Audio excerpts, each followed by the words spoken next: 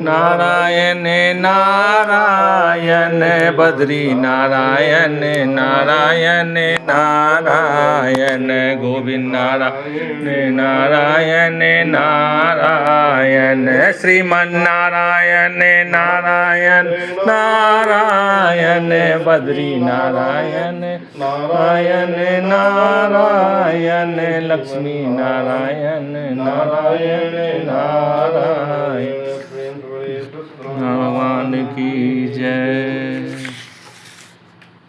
सूत जी महाराज कहने लगे कि मैं और भी कथा कहता हूँ कि तो नाम पे राजा था, उसने भगवान का प्रसाद त्याग करके बहुत दुख पाया। एक समय जंगल में गया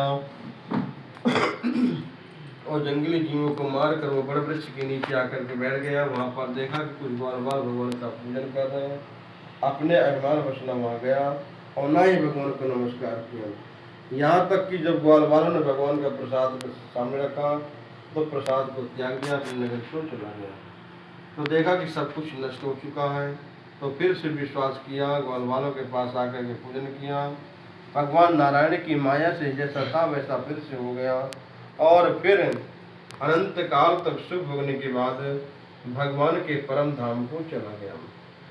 जिन्होंने पहले समय में इस व्रत को किया है उसके दूसरे जन्म की कथा है कि वृद्ध शतानंद ब्राह्मण सुदामा का जन्म लेकर उनके मोक्ष को पाए। उनका मुख नाम के राजा दशरथ होकर के बेटों को प्राप्त हुए। साधु नाम के बनिया मोर ध्वज बनकर अपने पुत्र को आरे से चीर कर मोक्ष को प्राप्त किए। और महाराज तुम ध्वज स्वयं मन होकर के भगवान की भक्ति कर्म करने के बाद मोक्ष को प्राप्त किए। प्रेम से बोले सत्यनारायण भगवान की जय। श्री बांके बिहारी लाल की जय। हवन किसमें करोगे? हवन किसमें करेंगे? हम सब उनके आदेश से करते हैं।